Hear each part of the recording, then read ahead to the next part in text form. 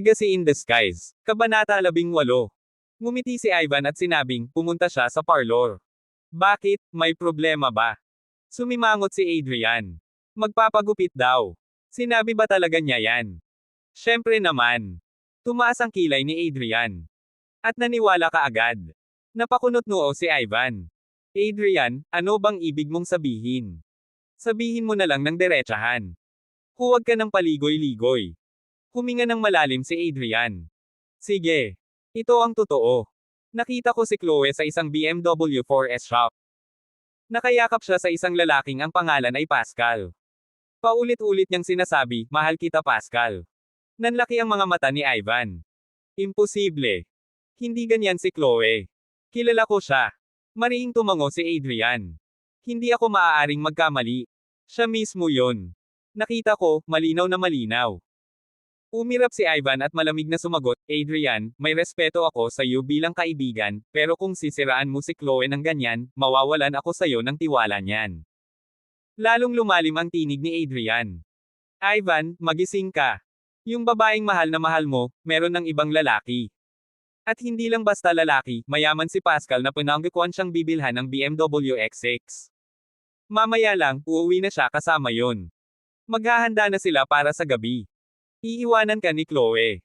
At wala ka nang magagawa kundi panoorin siyang lumayo. Napako si Ivan. Parang tinusok ng karayom ang kanyang puso. Hindi. Hindi totoo yan.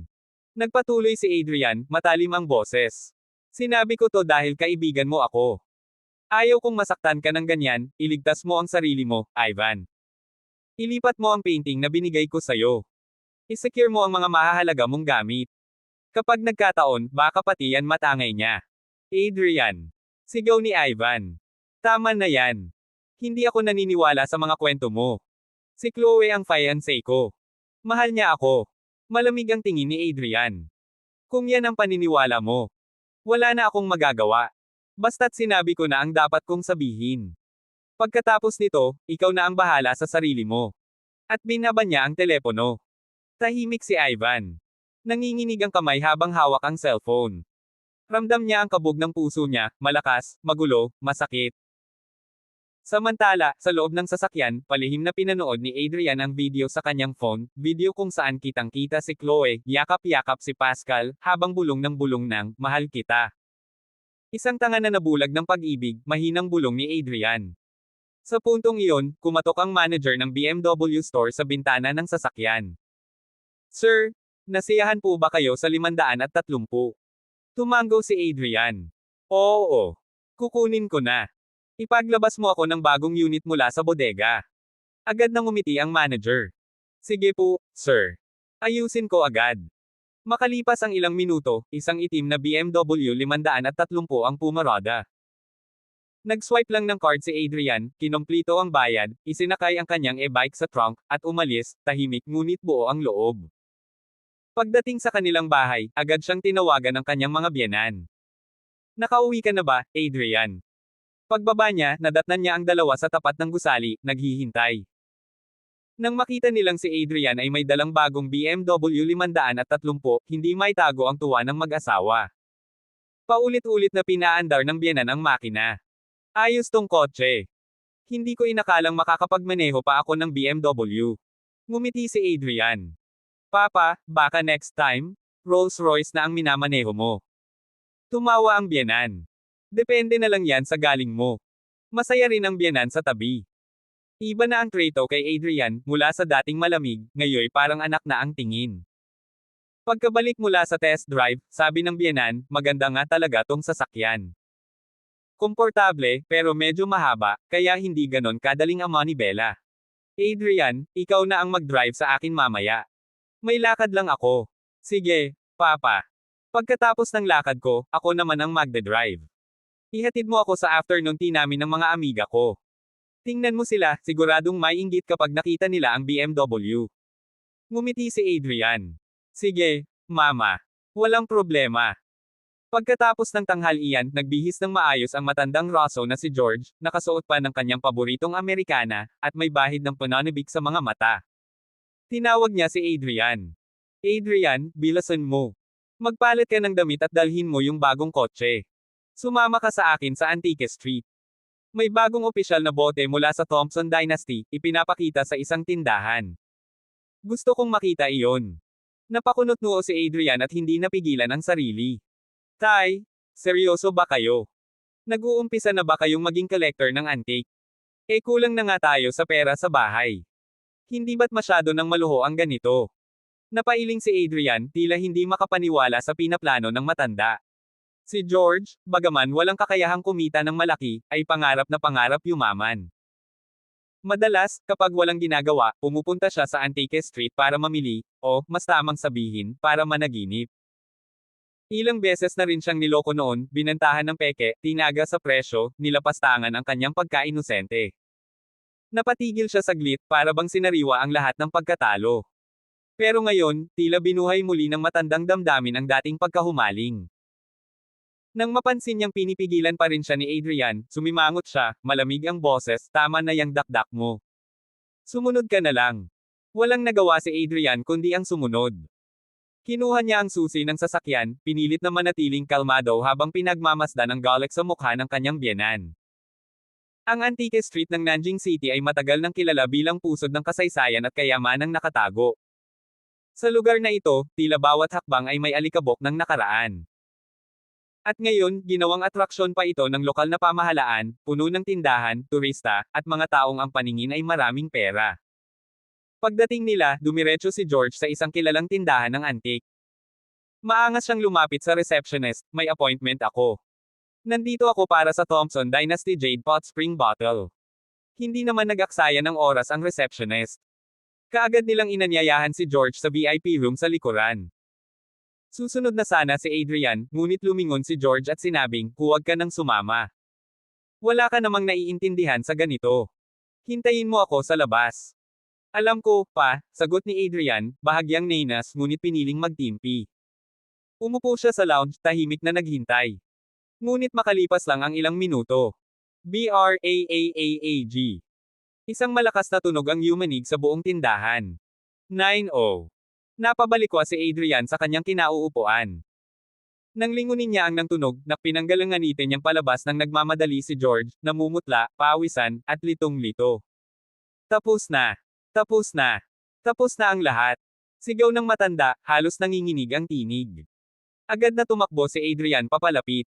Sa likuran ni George, bumulaga sa kanya ang isang trahedya.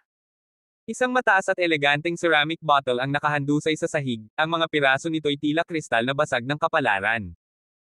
Mula sa anyo nito, agad niyang nakilala, Thompson Dynasty Jade Pot Spring Bottle, isang tunay na antik na maaaring umabot sa milyon ang halaga. Nanginig ang kamay ni Adrian. Pa, anong ginawa niyo? Mula sa VIP room, lumabas ang isang lalaking nasa gitna ng edad, makapal ang kilay, mabigat ang tingin. Siya si Mathis, ang manager ng Maison de Sante. Mr. Rousseau, malamig ang tinig nito, ngunit puno ng tensyon, ang boteng yan ay tinatayang nagkakahalaga ng 5 milyon. Dahil nabasag mo ito, kailangan mong bayaran ang buong halaga. Pumaling si George kay Adrian, hinaila siya papalayo, at agad nagsalita, ito ang manugang kong milyonaryo. Alam mo ba kung gaano kay aumento? Huwag mong sabihin na 5 milyon lang, kahit 50 milyon ay kaya niya.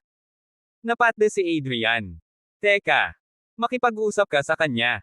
May aasikasuhin lang ako. Bulalas ni George saka itinulak si Adrian paaban, at sa isang iglap. Tumakbo palabas ang matandang Rosso. Iniwan siya. Nanginig ang bagang ni Adrian. Walang hiya ka, papa. Napatitig si Mathis sa kanya, malamig at matalim ang tingin. Sir, babayaran mo ba sa card o magta-transfer ka ng pera? Sumanghap si Adrian, halos hindi makapaniwala sa kawalang hiyaan ng kanyang biyenan. Ikinalulungkot ko, wala kang ganoong pera. Pumikit siya ng mariin. Hindi dahil wala siyang koneksyon o kayamanan. Pero ayaw niyang palayawin si George. Kailangang matuto ito. Wala kang pera. Tumawa si Mathis, isang tuyong, mapanuyang tawa. Sir, sa tingin mo ba makakatakas ka sa gulo na to? Sinira mo ang pinakamahal naming antique.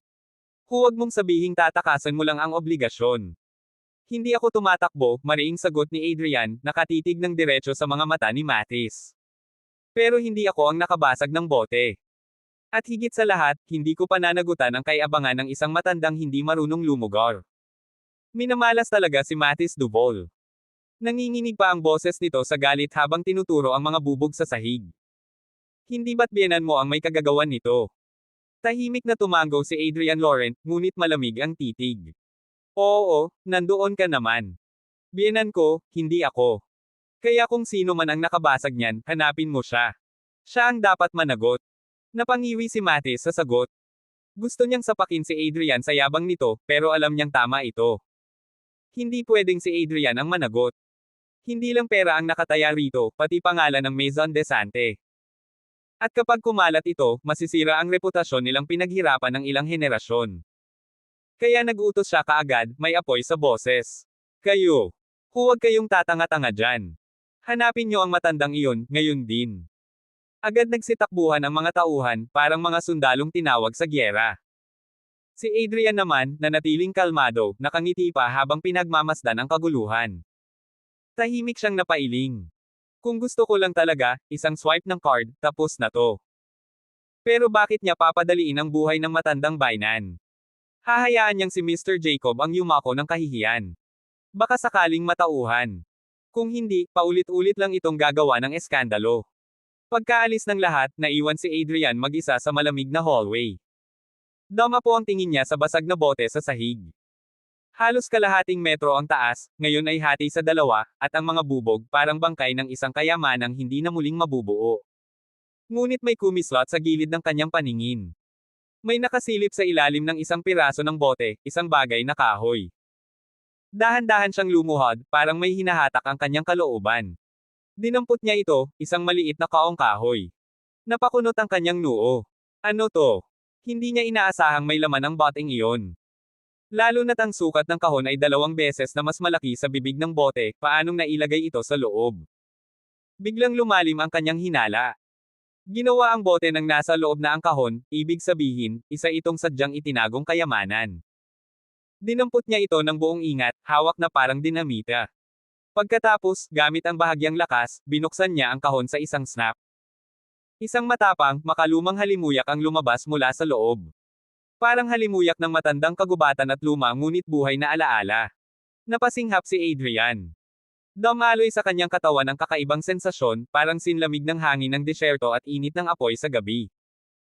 At doon, sa loob ng kahon, isang maliit na sinaunang aklat ang naroon, kulay itim at ginto, at kasinlaki lang ng kanyang palad. Nanginginig ang kanyang mga daliri habang kinukuha ito. Sa mismong pahina ng pamagat, may 4 na sinaunang karakter. 9 Secrets of Heavens. Bumigat ang paligid. Parang huminto ang oras. 9 Secrets of Heavens, bulong niya, mababa at puno ng pagtataka. Ano ka ba talaga? Binuksan niya ang aklat at unti-unting nalantad sa kanya ang mundo ng matandang karunungan. Mga pamamaraang medikal na hindi pa niya nabasa kahit kailan, mga kasong medikal na sinulat ng may lalim at lawak na hindi matutumbasan ng modernong medisina. May mga teknik doon na parang mahika, mga lunas na kayang pagalingin ang halos imposibleng sakit. Lalong lumalim ang kanyang paghinga. Imposible to, pero totoo.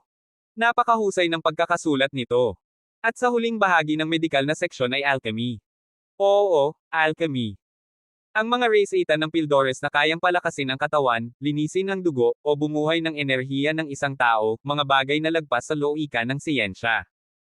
Naupo si Adrian sa malamig na sahig, ni hindi alintana ang alikabok. Patuloy siyang nagbasa, at lalo siyang nilamon ng misteryo. May bahagi rin ng feng shui, kapalaran, at mga teknik sa paghahanap ng kayamanan. Mga mahiwagang kaalaman na tila isinulat ng isang nilalang mula sa ibang panahon. At habang pinagmamasdan niya ang bawat titik, pakiramdam niya ay parang may humuhugot sa kanyang kaluluwa, tumatagos sa kanyang isipan, parang binubuksan ang mga lihim na nakatago sa loob ng kanyang pagkatao. Sumiklab ang damdamin ni Adrian. Hindi na siya basta doktor. Hawak niya ngayon ang isang kayamanang kayang magbago ng kapalaran ng sinuman. At ito, ay simula pa lamang. Labis ang tuwang naramdaman ni Adrian Laurent habang pinagmamasdan ang 9 Secrets of Heavens na unti-unting lumulubog sa kanyang mga palad. Para bang bawat pahina ng mahiwagang aklat ay lumilipat sa mismong kaluluwa niya. Sa isang iglap, ang libro'y naging alabok at naglaho sa hangin. Ngunit sa halip na mawala, ang bawat salita, bawat lihim, ay parang nasunog sa kanyang utak, hindi na kailanman mabubura. Ngunit sa likod ng katahimikan, biglang may kaguluhang sumambulat. Bitawan niyo ako. Hindi ako kriminal. Sigaw ng isang pamilyar na tinig, taos, nanginginig, at puno ng takot. Lumingon si Adrian. Sa harap niya ngayon si George Rousseau, hila-hila ng dalawang higanteng lalaki na tila mga bangkay sa asul na Amerikana. Bagbog sarado ang mukha, namamaga ang magkabilang pisngi, may punit sa lobby, at umaagos pa ang dugo sa gilid ng ilong. Sa itsura nito, para bang pinadaan sa impyerno at ibinalik sa mundo para lang mapahiya. Muntik nang matawa si Adrian. Matandang ito, bulong niya sa sarili, gusto na naman akong gamitin na parang pambayad utang. Pero ngayon, hindi na ako si Adrian na sunod sonyerin sa pamilya niya. Napayuko si George sa kahihiyan habang hinihingal sa pagod. Sa edad niyang iyon at sa bigat ng katawan, paano niya malalampasan ang isang habulan? Wala siyang susi ng kotse, wala siyang lakas, at higit sa lahat, wala na siyang dangal. Lumapit si Mathis Dubol, ang manager ng Maison Desante, at buong pang-uuyam na ngumiti. Matanda ka na, pero wala ka pa ring utak. Sisirain mo ang bote ng milyon-milyong halaga, tapos tatakbo ka na parang pulubi. Akala mo makakatakas ka. Namumutla si George. Hindi ko sinasadya. Nadulas lang ako, madulas ang bote. Huwag mo akong gawing tanga, malamig na sagot ni Mathis. Bibihira na lang ang Jade Pot Spring Bottle na yon. Hanggang hapon. Yan lang ang meron ka para mag-ipon ng 5 milyong piso.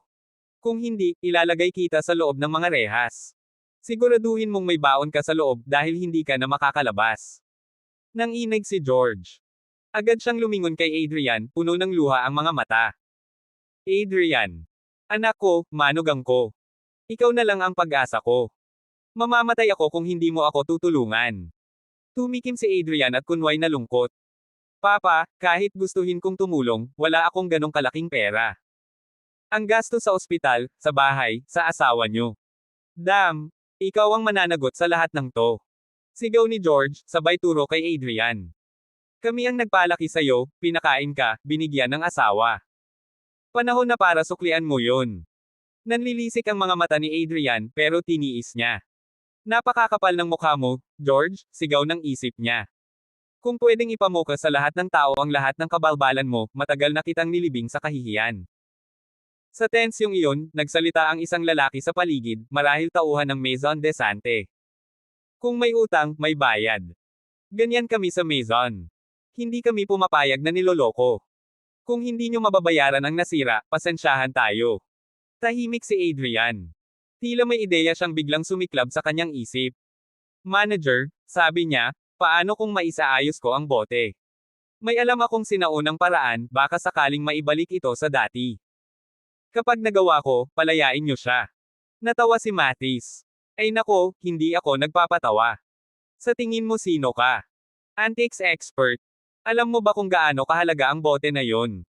Wala naman akong mawawala kung susubukan ko, sagot ni Adrian. At kung sakaling magtagumpay ako, wala na kayong dahilan para kasuhan ang biyenan ko. Nagkipit balikat si Mathis. Sige, gusto ko ng palabas. Tingnan nga natin kung may ibubube ka. Tumango si Adrian. Kailangan ko lang ng kaunting bigas, isang sipilyo, at 5 hilaw na itlog. Itlog. Halakhak ni Mathis. Magluluto ka ba o mag-aayos ng antique? Pero kahit natatawa, sumunod pa rin si Mathis. Habang inihahanda ang mga itlog, hindi maipinta ang tensyon sa paligid. Tumigil ang lahat ng empleyado, ang ibang customer ay napatingin, tila may palabas na hindi karaniwang napapanood. Sa sulok, nanginginig si George. Adrian. Anak. Kung mabibigo ka. Tapos na ako. Ngumiti si Adrian, malamig at mapanlin lang. Yan ang gusto ko, matikman mo ang takot. Pero tatandaan mo, ako lang ang. Tumango si Adrian, malamig ang tingin at buo ang loob. Paano kung ako na ang mag-ayos nito? Humalaklak si Mathis, puno ng pang-uuyam. Kung mapapatunayan ng mga profesional na naayos ito, at karamihan sa mga pagkalugi ay mababawi, pwede kang makaalis. Pero tandaan mo, kaunting pagkakamali lang, tapos ka. Sige, mariing sabi ni Adrian. Isang salita, isang kasunduan. Hindi na siya nag-aksaya ng panahon. Tahimik niyang kinuha ang brush at sinimulang iginuhit sa rice paper ang balangkas ng Yuhuchin bottle, banayad ang kilos, ngunit punong-puno ng kumpiyansa. Kinuha niya ang isang itlog, kinatok ito at binuksan sa maliit na butas. Ginamit ang hintuturo upang kumuha ng kaunting puti ng itlog at dahan-daang ipinahid sa isang piraso ng sirang bote. Ipinatong ito sa papel, pinindot, saka kinuha ang susunod na piraso. Isa-isa, walang pagkabahala, habang ang buong silid ay natigilan, halos hindi makahinga sa tensyon. Wala ni isang kumurap.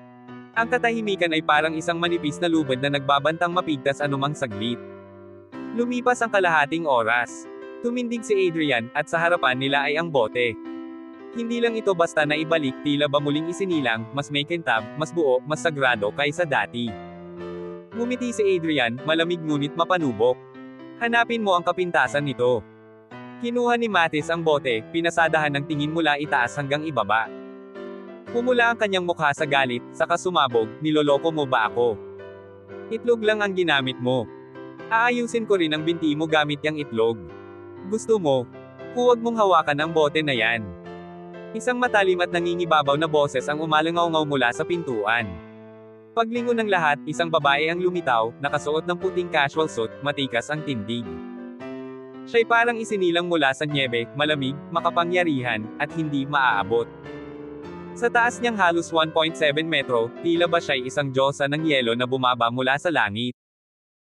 Siya si Juliet Montroy, ang tunay na may-ari ng Maison de Sante, at tagapagmana ng pinakamakapangyarihang pamilya sa Nanjing City, ang Montroy.